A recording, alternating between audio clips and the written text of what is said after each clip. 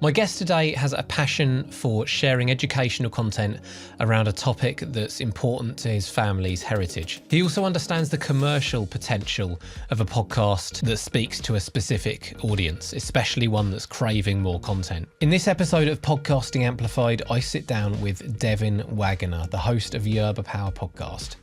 Devin was able to create a podcast in a niche that was yet untapped by any other English-speaking podcast. He's been able to leverage his passion for creating educational content around his niche, as well as this gap in the market, to start generating downloads from 45 different countries around the world and attract the attention of sponsors. In this episode, we cover how Devin has balanced a passion for his niche with fulfilling the needs of his audience, reaching out to sponsors and negotiating fair deals, content creation strategies, the benefits and challenges of using YouTube as a podcaster, the two major tech faux pas that Devin had to deal with, recording software and microphone options. So listen carefully, there's plenty to take away here for any podcaster. Hi Devin, thank you for joining me on Podcasting Amplified. How are you doing today? Hey, good, Joe. Even better now I'm talking to you. Thanks for allowing me to be here. No, thank you for being here. So Devin is the host of Yerba Power Podcast, where he explores the world of yerba mate and its cultural significance. And he delves into the history and traditions, the health benefits and preparation methods of the beloved South American beverage. And looking at his podcast, he's speaking with experts in the field, as well as producing solo episodes as well. So, yeah, if we could just get a little bit of context, a brief overview of what yerba mate is for those who don't know, please. So those who know who Lionel Messi is, well, start there, Google that. And if you don't, get out from under the rock you're living in. So the beverage you've probably seen him drink is yerba mate. So it is a tea, to put it in simple terms, or an infusion that comes from South America, and is been famous now because of Messi and other soccer players have been drinking it, but it has caffeine, but all antioxidants and vitamins and minerals and things. So that's why it's kind of popular for the health benefits. And now that it's getting imported or exported rather from South America to all places all over the world now, it's starting to become more popular, and also thanks to the soccer players. So it's something that's special to me because my wife comes from Argentina. So it's something that I've inherited culturally, and learned to enjoy and love, and sharing that love and passion and all that there is about yerba mate through my podcast. Because unfortunately, there's not a lot of information in English about yerba mate. And whether it's kind of sporadic blogs or YouTube reviews, it's not a very consistent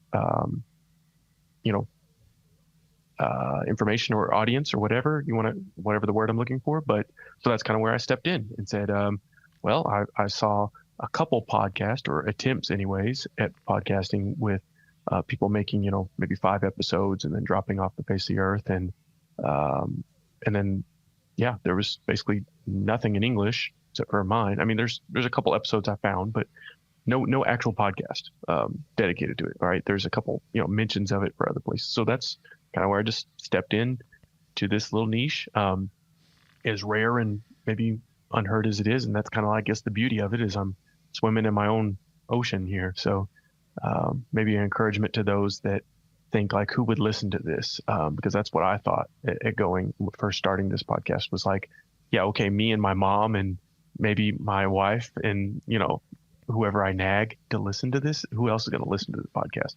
But turns out it's actually pretty popular throughout the world right now. 45 countries have downloaded my podcast. It's currently at like 1,800 downloads and counting in about 6 to 7 months, which is not a whole lot, but I mean, that's a lot more than I ever imagined. So yeah, I mean, that's quite incredible, finding something that there basically isn't another podcast on in English.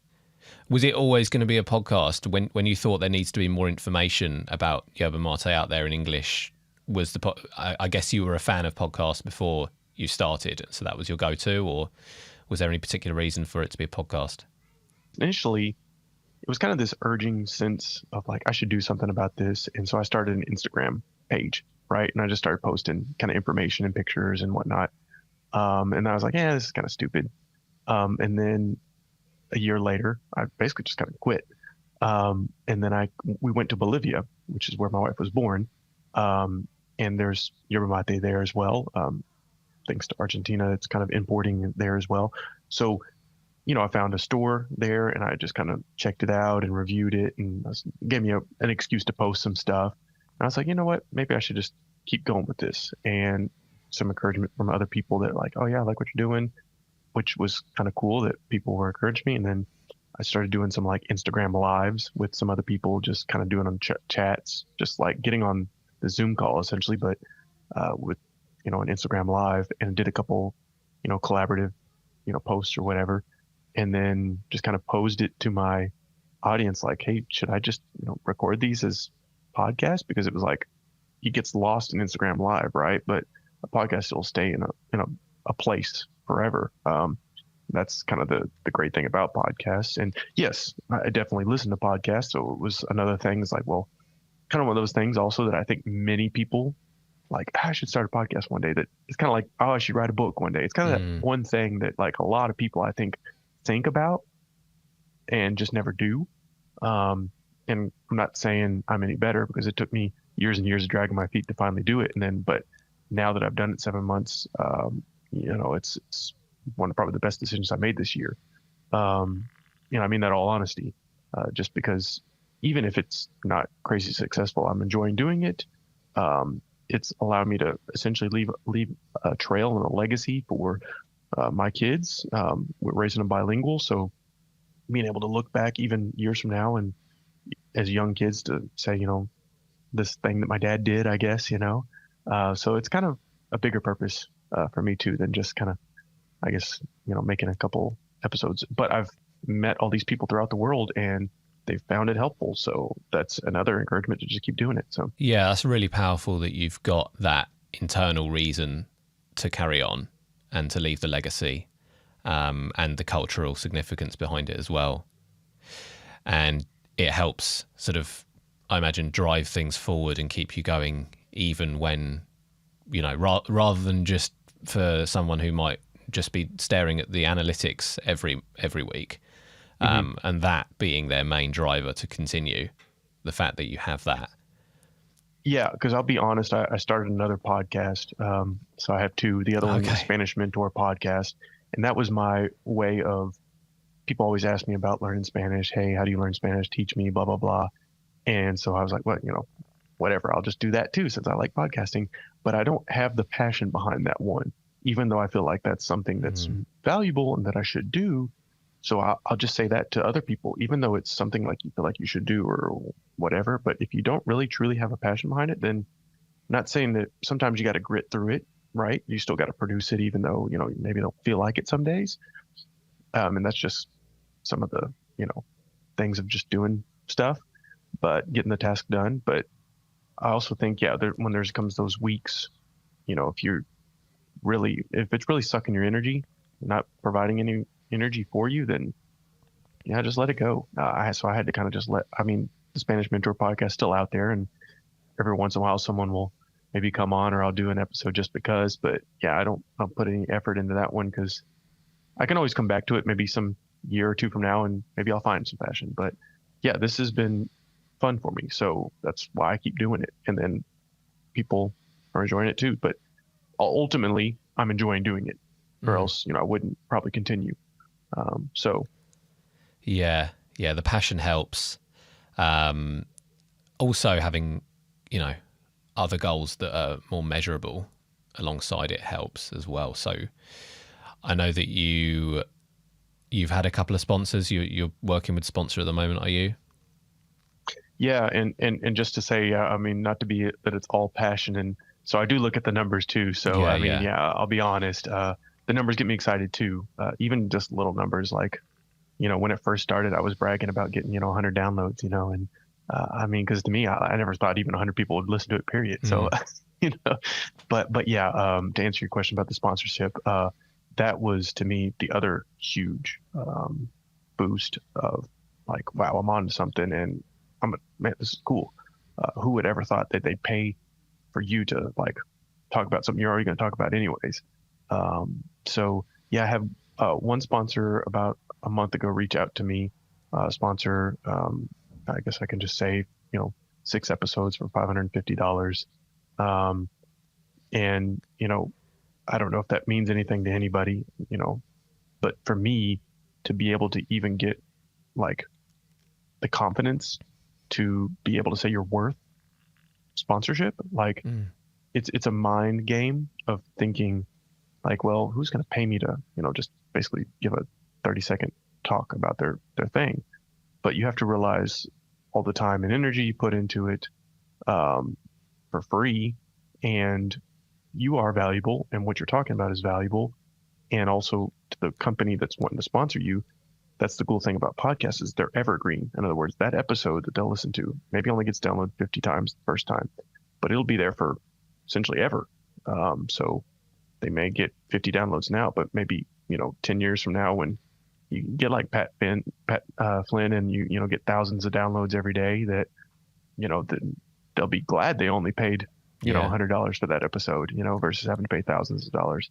So there's that and some affiliate links and stuff that I would say that's probably the easiest way to start getting, kind of revenue, I guess, even though it's minimal, like 5%, 3%, 10%, whatever you can get. Because even though you may say, well, 3% is nothing, 3% is better than 0. So, I guess that's just my encouragement there. But also don't be afraid to, I guess, ask for sponsorship and whatever number you're comfortable with starting out. Sure, I guess. But I guess just to speak some value into you and who you are as a person, don't shortchange yourself too. No. And in terms of you reaching out to sponsors and them reaching out to you, was it mostly them reaching out to you or how much work either way?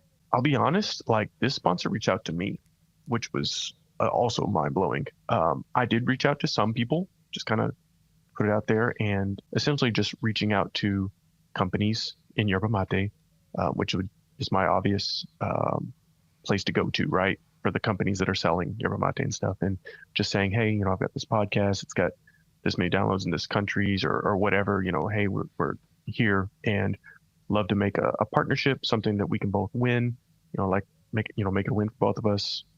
Just, see if you're interested, just leaving it at that. And then if they ghost me, no big deal. Just come back to them later, follow it up. Or if they say, hey, well, what were you thinking about? Then, well, here's an option. You could be a sponsor of a couple of the episodes of the podcast. Cool thing is that, it's evergreen, that kind of stuff. And then what do you think? And then just kind of get into that point where it's just a continued dialogue. And then don't think that like, that's the end of it, I guess, because even if they don't agree, you can always come back later. Might not be a good time right then and there because, one person told me, hey, we're not doing any sponsorships. Okay, fine. Doesn't mean they won't do it ever again, just maybe not right then. And also, maybe in a year from now, they'll be wishing they would have started back then with you. So I guess just don't get hurt about a no. And also don't be afraid to, throw out a number, because if they say, hey, that's too much, well, you can always negotiate the number. So I guess, don't lowball yourself either, but also don't, obviously don't shoot for the moon, but, be reasonable, be, authentic, I guess. But yeah. And do you remember the first sponsor you got? Do you remember roughly what your numbers sort of look like in terms of downloads or follows at that point? Yeah. So when I first got that actual sponsor for that big package, right? I think I had just passed like 1,000 downloads. Total. Yeah, total. So it wasn't like I was putting up big numbers. I mean, heck, I'm not even 2,000 yet. 1,000 total downloads, probably 20 something episodes. And, I actually reached out before then to another sponsor, or well, a possible sponsor anyways. But at that 1,000 mark, it doesn't mean anything, but that was just like a number, a statistic to be able to throw out there and also have a little bit of confidence behind of saying like, I have some kind of proof. And especially in, a short amount of time, I mean, considering, less than a year, right. Or, 6 months or at the time, or 5 months, whatever it was at the time, to be able to say, hey, there's something here, right. And the kind of advantage that I was also spinning to people is like, as an early adopter, essentially, like, hey, you're going to be on the front end of these episodes, and get in now before it does get big, and charge more, right?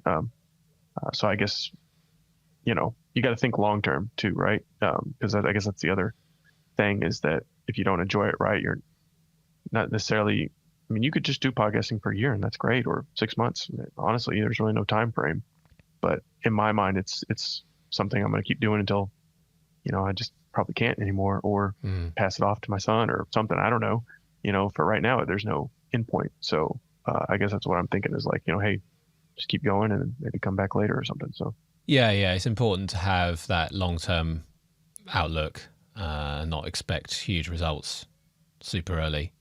But at the same time, it's quite inspiring to hear that you were able to secure a sponsor after 1,000 downloads, because I feel like some podcasters are expecting, maybe when they're getting 1,000 downloads per episode, exactly, or they're 100 episodes in or something. But it just shows that you don't need those big numbers to get results, even for getting sponsorships.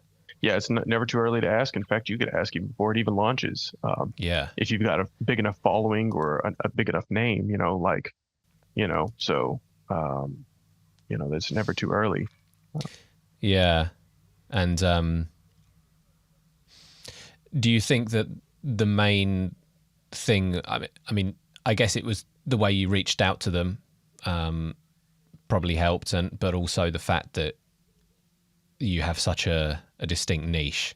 Like if a yerba mate company wants to advertise and you're one of the only English speaking yerba mate podcast, then it would almost be foolish to pass up that opportunity with how podcasting is growing. Do you think that was the main driver?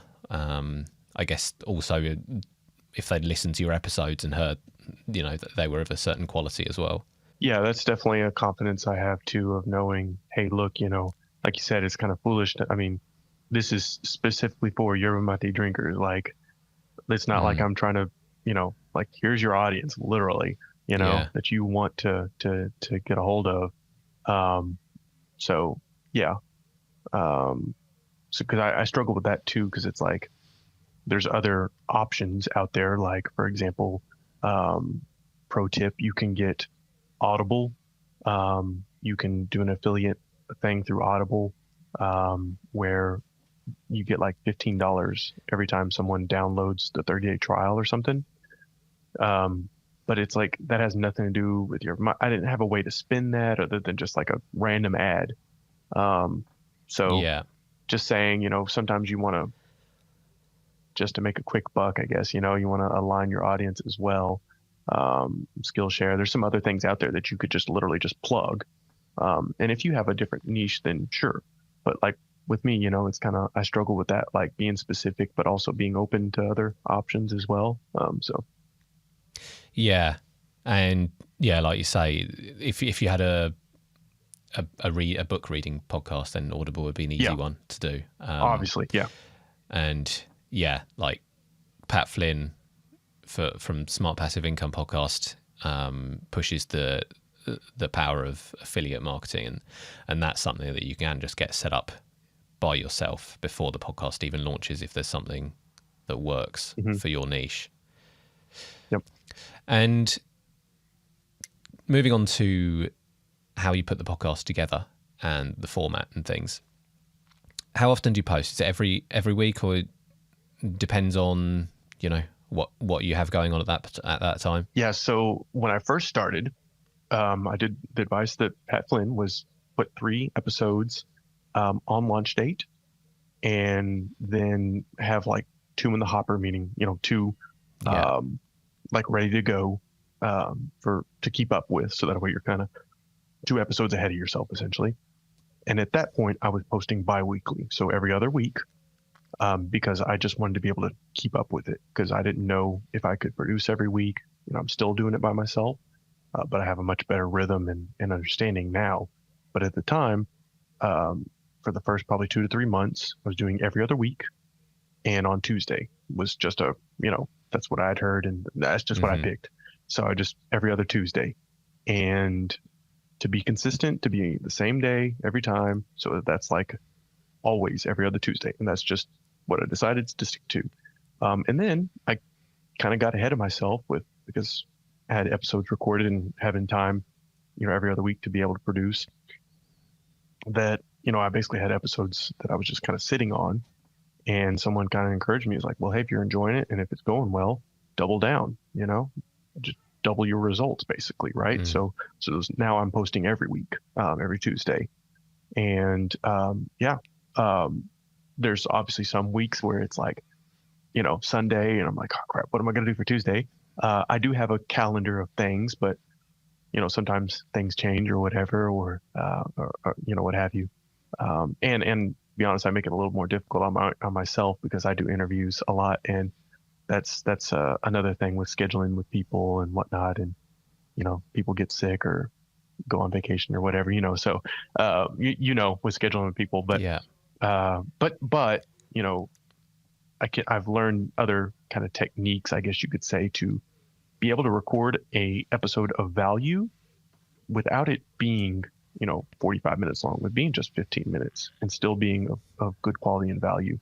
So I guess there's something to be said in the length of, you don't have to produce 2-hour episodes every 5-hour episodes every Tuesday, and especially if it's something your audience wants to hear, then so be it, whatever works. So yeah. So do you have like a bank of ideas for your solo episodes that you can dip into if there are any issues with securing an interview? Yeah, for sure. Now I definitely have like a whole year's worth of stuff, and it took me a little bit of a mind switch, I guess, because I was thinking of I was trying to create content essentially, when realizing there's so much like stuff already there, I guess, in a sense, even with Yerba Mate, that's just not maybe talked about, or maybe it's not produced in a certain way. So there's, Uberman, Andrew Uberman, I don't know if you guys are familiar with him. He's a medical scientist, or in the U.S. Anyways, he's a yerba mate drinker. Mm. He talks about all these health and psychology and other things, but he also drinks yerba mate, and he talks about some of the science and stuff behind it.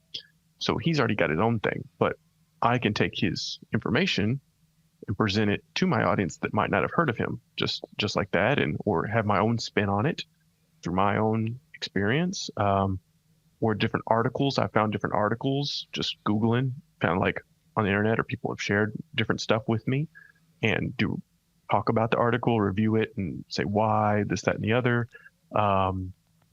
So I guess what I'm saying is pulling from other sources of information, right? Instead of having to recreate the wheel, I guess. And there's another good hack that I learned from Pat Flynn. I think it's answerthepublic.com or askthepublic.com. Oh, yeah.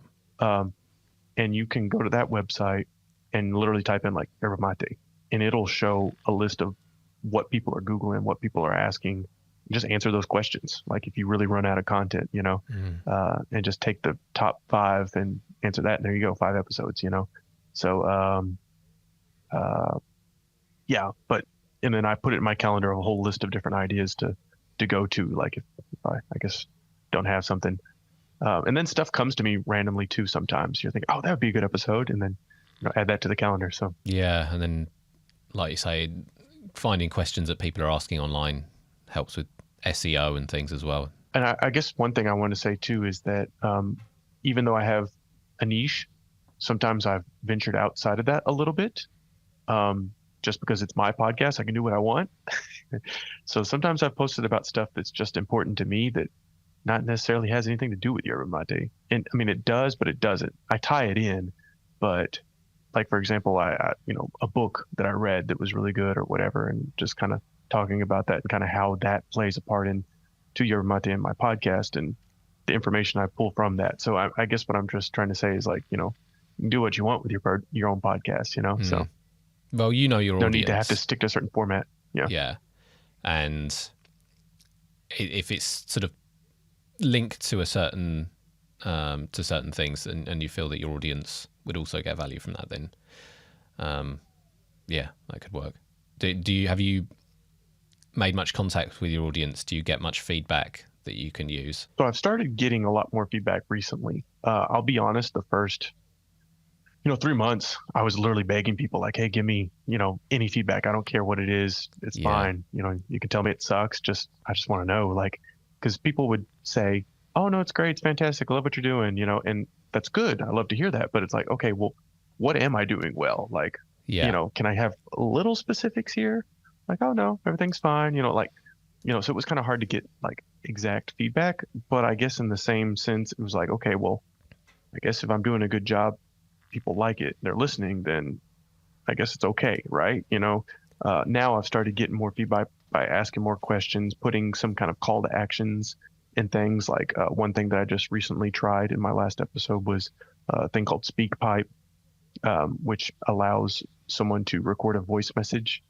And so I put it in there, hey, if you enjoyed this episode, or if you have questions or comments or anything that you want to say to me, you can go to SpeakPipe and record your message, And so a listener sent me voice message recently. It was great. And he asked me a couple of questions. Hey, I want to see your thoughts on this, that, and the other.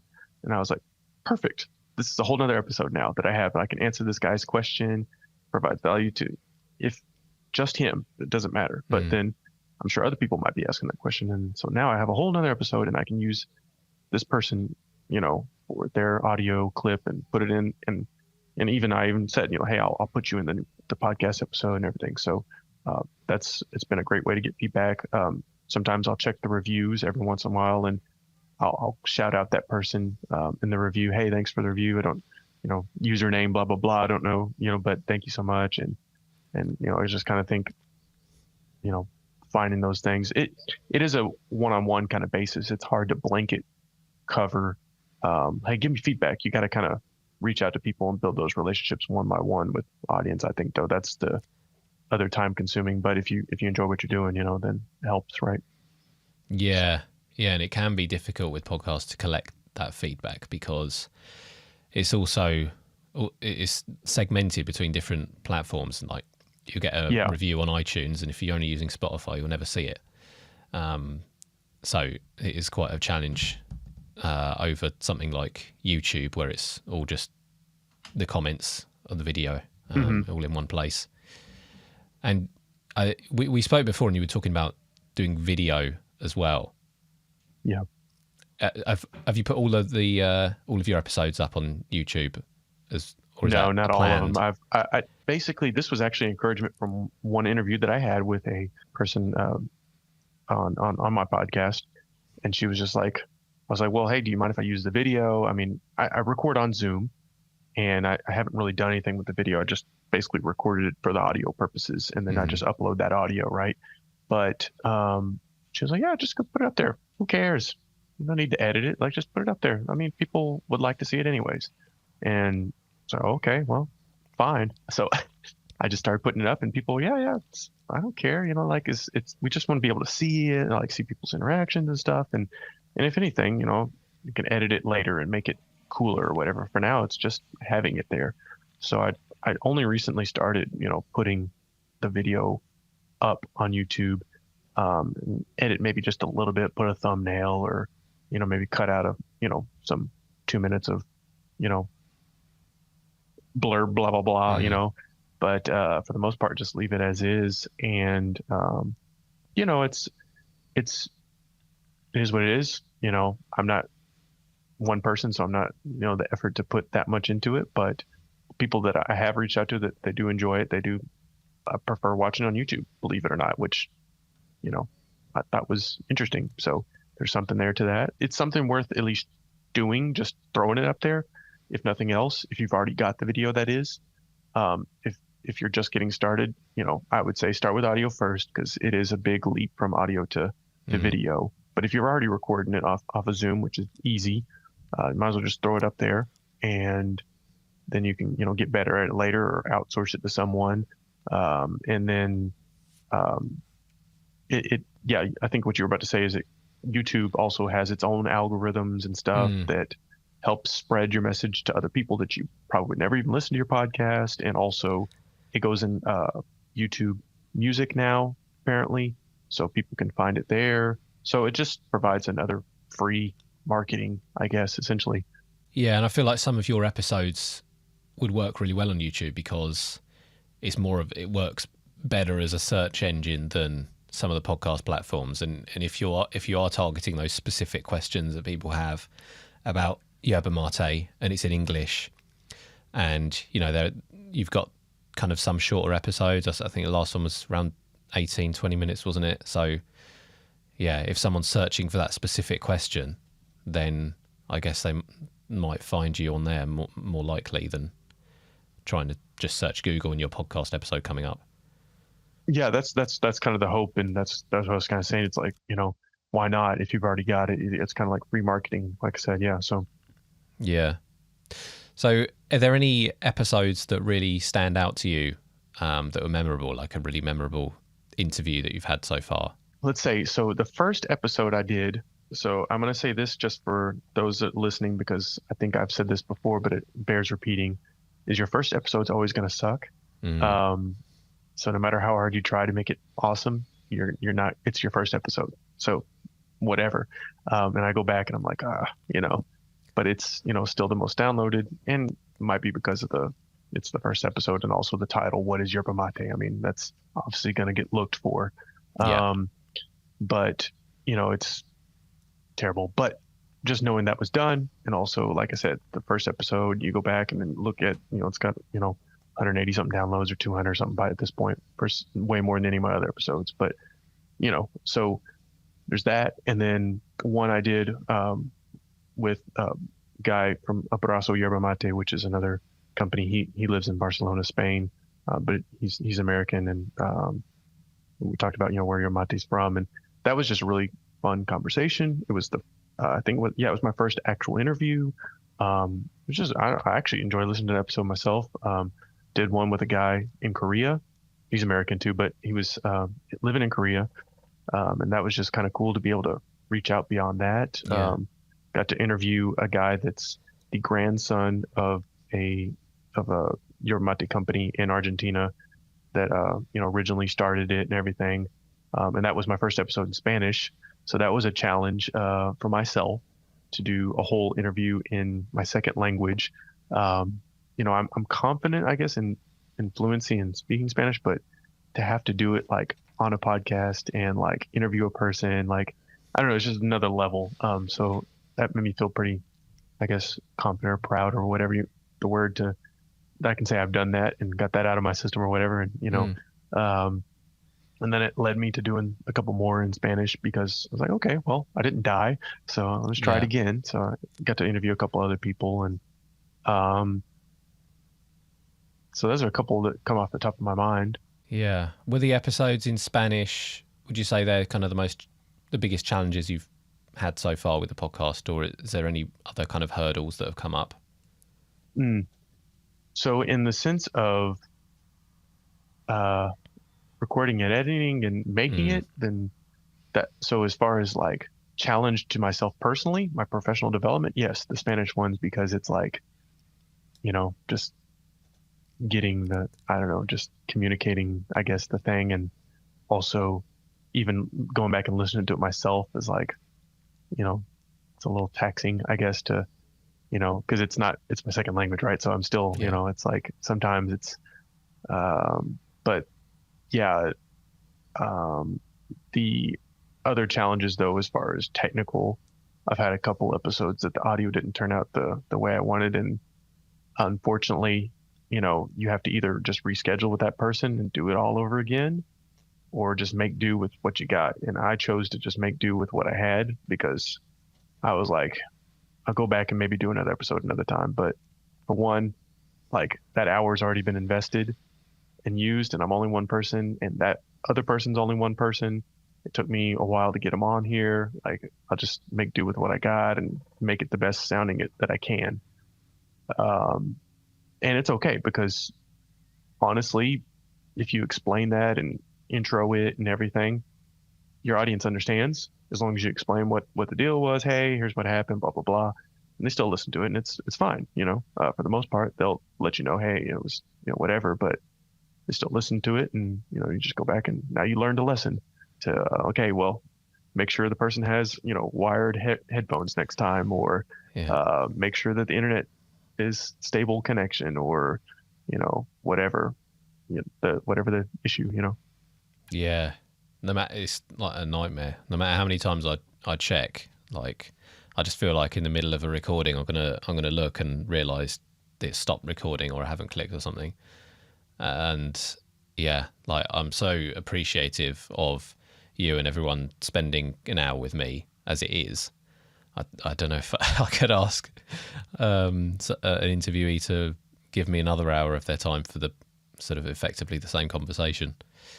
Yeah, exactly. That's the other thing too, is like you recorded it, like you probably won't repeat the same magic again, like, man, they said something so good. And it's like, how do I get them to say that over again? Right. Yeah. What were the technical challenges that you found? You said about the network and the headphones. Is that the main thing, like bleed from their speakers or something? So one thing was, and I'm not sure, but this is my hypothetical. I think they had the Apple AirPods, not hounding on Apple, but it was they had what's the noise cancellation, like headphones. Yeah. And they were somewhere noisy, which is good that they had the noise cancellation, but it canceled themselves as well. So basically it like cut out a lot of the things they were saying was coming in and out. And it was just very annoying, because it would be like, it's like, and this was I was saying, it's like, oh my goodness, and you didn't know until afterwards, right? It was like, oh man, after we had that whole hour long, conversation. So it was learning that honestly, just some cheap old, plug-in headphones work best, for that reason, as far as listening, and recording on the audio. Just really anything works, to be honest, because you can edit a lot of the audio as long as it's clear, right? So that's that thing. But yeah, it was just the noise cancellation thing is what happened. And then another thing that I did myself and didn't even know it until later, was basically it was picking up audio from my webcam and my microphone, so it was like echoing double. I was like doubling up the audio, so it would double speak what I'm saying. So it's like, what I'm saying is this. And I was like, after all that whole hour, and it's like this is terrible. It sounds, because you just can't even, it's just echoing the whole time. And it was just me. I thought it was just my headphone or something. I don't know. I was using a new software. I tried something new.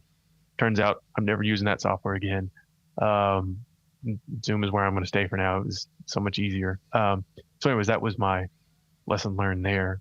And so what I'm doing currently right now, because the episode was so great and it's just me, is I'm literally going back and like audio dubbing myself. So it's a 45-minute episode that I'm just going back and audio dubbing myself. It's going to be painstakingly, and I'm only at like 15 minutes now, but it was like, I'm the mess up, and I don't want to have to re-record what they said, because what they did was fine. But I want to have to ask them to redo the whole conversation because I screwed up, it was my fault. So anyways, that's how I'm fixing it. And I'm going to explain, hey, if it sounds goofy, like that, this is what happened, and so be it. But as long as it's clear, and it's just going to be goofy sounding because it's going to be like kind of cut, you know what I'm saying? But yeah, those were the two biggest mistakes I guess I learned. Yeah. That's a nightmare. The fact that it was only on your side, at least, is something, so you can redo it. So you're using Zoom now. Like, it's not the best in terms of audio quality, but it is simple, and getting other people on an interview on Zoom who aren't familiar with certain, more dedicated platforms is normally easier. Yeah, I will say for what it's worth, maybe one day something will be different, but for now, especially keep it simple, stupid. Like, everybody and their mom has Zoom. The other option maybe could be Google Meets, because then you don't have to download anything at all. But I've never had anybody so far that didn't have a problem, getting on Zoom. It's easy to just record, just literally hit the record button. In fact, I use Fathom Note Taker. It's an AI tool that's in Zoom for free that automatically records, sends me a little transcript and summary and everything, so I don't goof it up on accident. And then I have the video and everything too automatically. Yes, it's not the highest quality, but that's a give and take that I'm willing to sacrifice now, is rather having the content and having the interviews and all the other stuff and then upgrade later, right? Like scale, I guess you could say. But that's just me personally, is, kind of keep it simple, stupid, because especially as one person, if I had a whole team or something, maybe be different. But the other ones that I've heard of is Riverside. Yeah. And Descript, which, not to be a jerk or anything, but I'm not a fan of Descript, so that was the one that messed up on me. So, anyways, yeah, I haven't tried. Just throwing that out there. Yeah, that's fair enough. I haven't tried their recording actually. I've had a look at their other features, and I've used Riverside, and that's worked well. That's you get much better quality out of that. But then, you do have the issue that it is a little bit more technical for people who aren't comfortable with that over interviews. I was in an interview for a guy that used Riverside, and I mean, I liked it as far as it was nice and professional. It looked good. I don't know how hard it was technical on his side. For me, I just, click the link and go there. But, so I think I will say one thing for that and Descript as well. They're similar platforms, is you can just send a link to someone and they can join from wherever. However, on their phone, I don't know if that works or not. That's another benefit of Zoom. I've had people literally just get on their phone. So, yeah. And like you say, the main thing is that you're just getting it down and it's clear. It doesn't have to be high budget, perfect when you're only a few dozen episodes in. You can always scale that. And are you recording with your headset then? Yeah, this headset you see in the video, if those that are watching, that's it. I mean, for what it's worth, it comes through clear. It works. No one's told me anything. I mean, there's been a few audio phonic people that are, higher quality that, have said, it's fine, but you could get a better mic or something. But no one else, there's been like 2 or 3 people. So yeah, I mean, it's like, I was like, until you buy me the $100 mic, and then, then we'll talk about it. Right. But, and so, I guess to what it's worth is that, yes, there still needs to be some audio quality, but if it's, especially if you're just getting started, there are budget options though, that even Pat recommends, like an ATRX 100 or something that's only like $60. So that's, but anyways, this is what I use. So as an audio guy, just listening to your audio, I think it sounds perfectly good enough. Like, yes, obviously if you've got some money to invest in the future, then a new mic would help, but it still I think your audio still sounds better than a lot of podcasts you hear where they have spent money on a mic, because even though they have spent $100 on a mic, they've bought the wrong one. They've bought like a something really sensitive, like a condenser microphone. It's picking up all the echo in their room and stuff like that, and I think that's much more distracting and sounds less professional than I mean, yours, even if it's not the highest quality recording, it sounds, you've got some bass in there and it sounds quite intimate and not echoey. So I think it's, you're good for well, that's a good point. Yeah.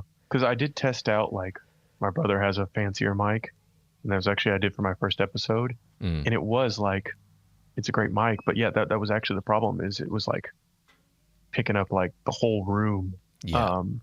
Even though I was crystal clear and everything, but it was like, then you have to like edit out the echoes and stuff. And I was like, well, that's extra work. And then, there's something to the level of crispness versus just, getting it done, I guess. And what about your inspiration? So I'm presuming you listen to Smart Passive Income. Pat Flynn's Yeah, podcast. yeah, of course. Yeah. Any other podcasts that have inspired you to make yours? There's actually been a lot of people in SPI, a lot of people you can learn from. Network with Joe, for example. Hey, you're doing a podcast, and everybody that I guest or interview with, I take the opportunity to, or give me the opportunity to, I learn from them as well. Mm-hmm. One I was on, like, to me, a pretty big name podcast is called the Sober Guy Podcast. Okay. And he a podcast about, being sober from alcohol. Yeah. And I was sharing my story of being 1 year sober. He's been doing it for like 4+ years and thousands of downloads, millions of downloads, I think, or whatever. So to me, to be able to be on his show, and I'm a nobody, but that was pretty impressive. And to see the way he did it, like his format, learn from him, like, oh, that's smart. The way he did his intro and sponsor, call to action, bio, like everything is like, man, he's doing like the same, like, no wonder he's able to keep up. Like, I'm making this so much harder than it needs to be. So I learned from that. I'll tell you one that's fun, that the Story Pirates podcast. If you have kids, it's a great podcast, Story Pirates.